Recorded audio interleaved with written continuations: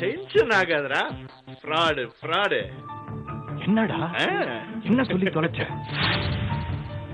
காலேஜ்ல நாங்கெல்லாம் ஒண்ணா படிச்சுட்டு இருந்த போது சந்தியான்னு ஒரு பொண்ணு உங்க அப்பாவை விழுந்து விழுந்து காதலிச்சா. இது உனக்கு தெரியாது.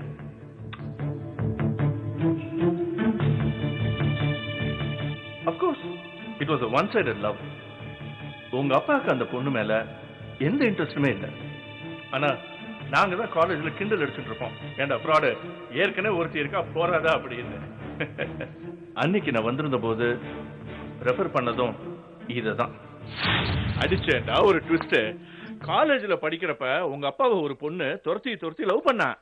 இதுதான் அவன் வாழ்க்கையில இருக்கிற ரகசியம்னு சொல்லி ஒரு வழியா அந்த விஷயத்தை அப்படியே வைண்ட் அப் பண்ணிட்டேன்டா.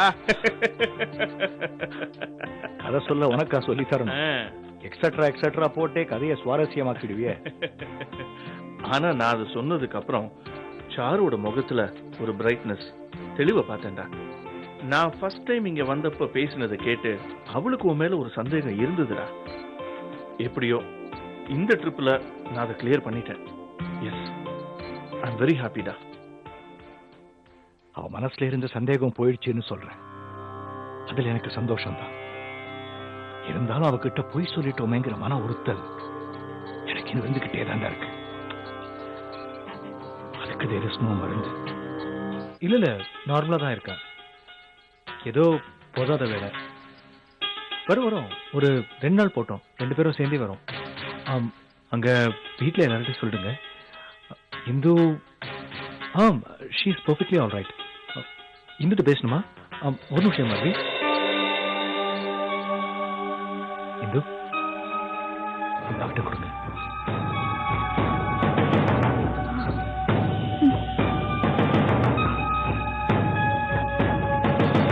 ஹலோ,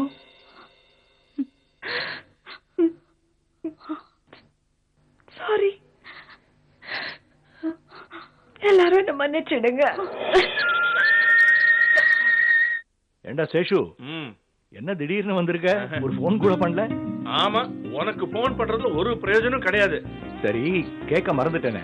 நான் பெங்களூர் போயிருக்கிறப்போ சாருவை பாத்தியே, ஏதாவது பேசுனியா? சொல்லிட்டேன்டா, எல்லா உண்மையும் சொல்லிட்டேன்.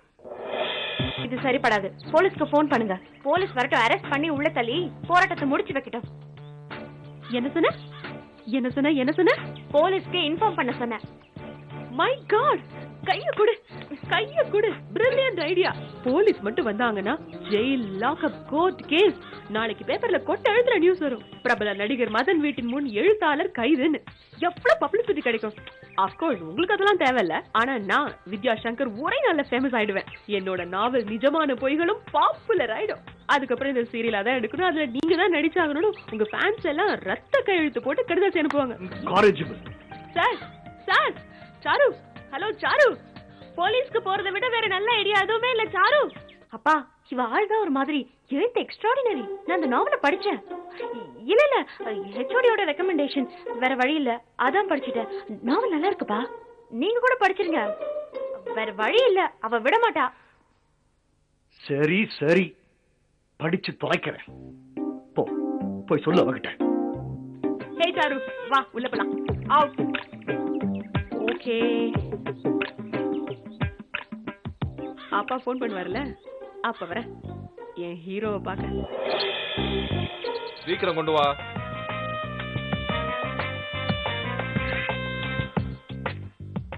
எப்படி குடுக்கறதுன்னு தெரியாதா?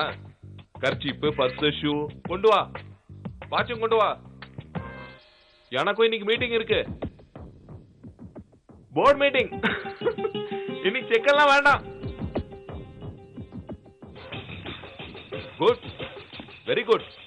பொண்டாட்டினா இப்படிதான் இருக்கணும். பக்கத்திலே இருக்கணும், கூப்பிட்ட உடனே ஓடி வரணும், தேவையானதெல்லாம் செய்யணும். பொண்டாட்டியோடைய லட்சணமே புருஷனுக்கு பணிவிட செய்யறதுதான்.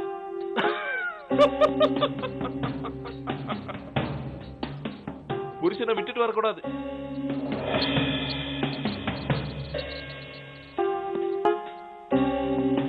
வரட்டா?